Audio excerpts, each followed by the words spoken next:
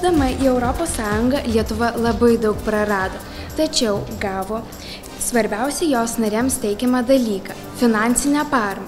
Lietuva iš finansinės ES paramos gauna gerokai daugiau negu sumoka į jos biudžetą. Šiandien mes bandysime įrodyti, jog įstojus į ES Lietuva gavo ne tik finansinę paramą, bet ir daug kitos naudos. Laisvas judėjimas Europoje. Užsienyje įgyjamas išsilavinimas ir žinios tarpkultūrinė gyvenimo ir darbo patirtis skatina šalies plėtrą. Didžioji dalis abiturientų išvažiuoja į užsienį studijuoti ir taip ir negrįžta.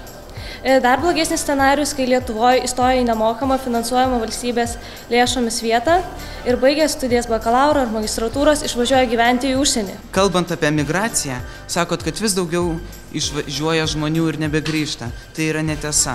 Pernai į tėvynę grįžo 14 000 lietuvių, o išvažiavo tik 10 000. Prarandame jaunus žmonės, prarandame daug darbo jėgos. Lietuvoje lieka tik pensinio amžiaus žmonės, kurie negali padaryti šaliai tiek naudos, kiek galėtų padaryti jauni žmonės. Daugėja mūsų šalyje senyvo amžiaus, pensinio amžiaus žmonių, tai dėl ES įtakos Lietuvai jie būrėsi bendruomenės, jie yra tikrai užimti, jie net traukiasi į politinį gyvenimą Lietuvos. Taip pat Lietuvai įstojant į ES buvo viena iš sąlygų uždaryti atominę elektrinę. Elektrinė galėjo dar sėkmingai dirbti 10 metų. Tai teigia tiek Lietuvos, tiek Rusijos ekspertai. Ne ką mažiau atnešantis naudos ES pliusas yra vartotojų teisės. Vartotojų teisų rėmimas ir gerovės didinimas yra svarbus ES tikslai.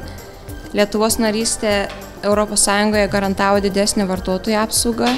Lenkijoje buvo gaminami toksiški produktai, pavyzdžiui, techninė druska dešrose, kepiniuose supuvusi kiaušinių milteliai arba žirknuodžiai saldumynuose. Negalima paneigti to fakto, kad didėjanti emigracija dėl Šengeno zonos ir dėl atvirų sienų vis dėlto kenkia pačiai Lietuvai, nors ir suteikia šiokią tokią naudą individui.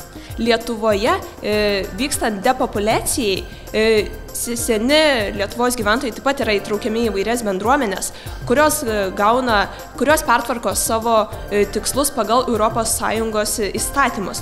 Ties politinė žala mes taip pat kalbėjome apie ES institucijų neveiksnumą ir tai buvo paminėti du pavyzdžiai. Tai vienas buvo su lyčių lygybė, apie vieną instituciją ES, kuri vis dėlto turėtų užtikrinti lyčių lygybę savo narių valstybėse, tačiau jinai yra neveiksni, jinai nedaro visko, ko gali ir apskritai ES nelabai keičia status quo tos situacijos, kur yra dabar. Net ir labai maža nauda iš Europos parlamento ir ES yra svarbi Lietuvai, nes mes kaip maža valstybė turim imti viską, ką mums duoda. Ir mums yra svarbu, ir mums yra svarbu bet koks atgarsis, bet koks pasirodymas viešoje erdvėje, kad mūsų šalį, būtent mūsų mažą šalį galėtų išgirsti visas pasaulis. Būtent to pavyzdys yra šių metų nuo Liepos mėnesio pirmininkavimas ES tarybai, kas užtikrina, jog mūsų maža valstybė Lietuva gali būti pastebėta viso pasaulio ir mes nuo to gauname politinę naudą.